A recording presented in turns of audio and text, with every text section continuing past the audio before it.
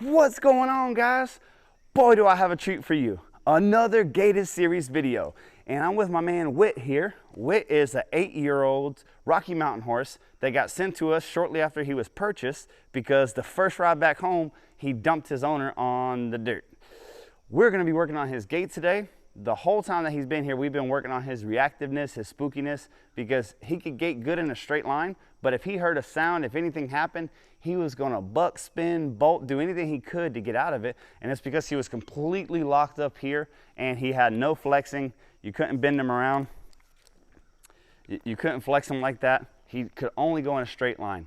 So people say, well, when you soften him up, you know, you're gonna lose gait, you're gonna do this, you're gonna do that. We can always ask a horse to bring their head back up. It's a lot more complicated to get their head down. So now that we see that he's soft, we're gonna bend him here, asking to move his butt, asking to move his shoulder, asking to move his shoulder. When I say asking to move his shoulder, I simply mean bring the reins in between his face and his shoulder. When we want him to move his butt, we bring our hand in between his face and his butt. Now when we're gonna ask him to gait, this is the trail walk that he has now. He had no walk whenever he came. All he did was gait.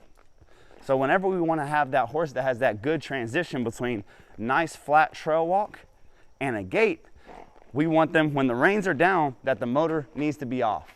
So whenever he would react, whenever he would do anything, we would back him up crooked, we would flex him, we would disengage him, and then put him right back on loose rein until he learned how to do this. So now we're gonna show him how to turn the motor back on.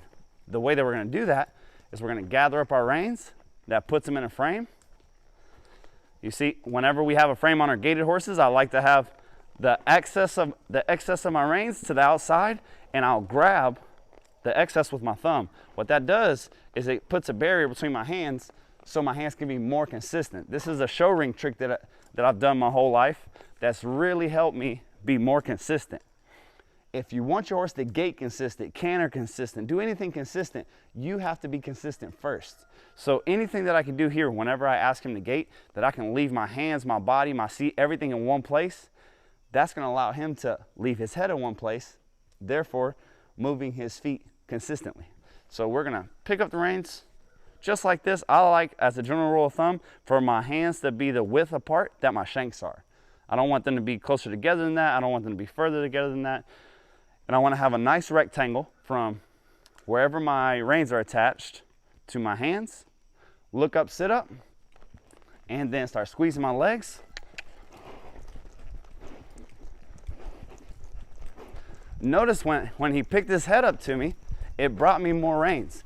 I don't want you guys back here, because when you're back here, it really throws off your timing for being able to communicate with him. So if you find yourself with your hands by your cha-chas, I want you to itsy bitsy spider your hands down the reins, just like this. And I want your hands to be out here in front of the pommel of the saddle. What that allows me to do, it allows me to communicate just by tightening up a finger. So whenever I want to switch directions here, just picking up that left rein there, I can move that shoulder up, and that's all right there inside my hands.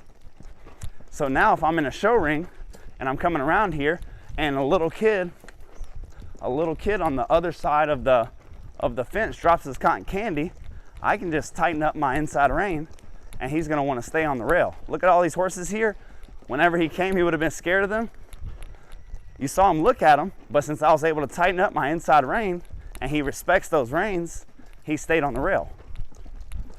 Look, as we're going around, how consistent I am. It's almost a straight line from my elbow to my hand to his face. From the reins to my arms, it's all in a straight line. If he tries to slow down, I tighten up my legs. If he speeds up, I tighten up my hands. Whenever he's just gaiting along just like this, everything's relaxed. And that's how we're gonna make that horse happy doing his job. That's how we're gonna make that horse happy just staying right there at one speed. My eyes are always in front of him. What I mean is, we're coming to this corner. Watch me look up and to the left. Beautiful. I want my eyes to be up and where I'm going, so he always knows where I'm trying to go. Up and to the left. Perfect. Up and to the left. Very nice. Now up here, I'm gonna ask him to reverse. The ideal reverse on a gaited horse is that I come here, I'm already looking down the rail. Do you see how that was a teardrop? I didn't turn and then come right back to the rail and tee off on it. I wanna be able to look forward, look ahead of where I'm going. Look at every time that I get to the corners, how my eyes come up towards where I'm going. Very similar to a barrel racer coming around a barrel looking for the next barrel. Whenever I want to reverse, I want to be able to look up where I'm going, keep my legs on them, and then come back to the rail as if I'm coming onto the on-ramp of the highway. If you do that, you can keep his feet in motion and keep his feet under. The next thing is whenever we're reversing a gaited horse and we're working on that consistency, if he's gaiting good like this in a straight line, what I don't want to do is turn him and pull his head away, because that's going to affect his footfall. Especially if we're being judged, I want to keep him in that frame. So whenever I turn here, look how I try hard to keep him in that frame, just like that. And hold. Once we see, and the same thing that we're looking to do to make him consistent is put him in this frame and make him comfortable in that frame. If you start that way and you don't go through the respect series and you don't show them how to give to pressure, that becomes your Achilles heel.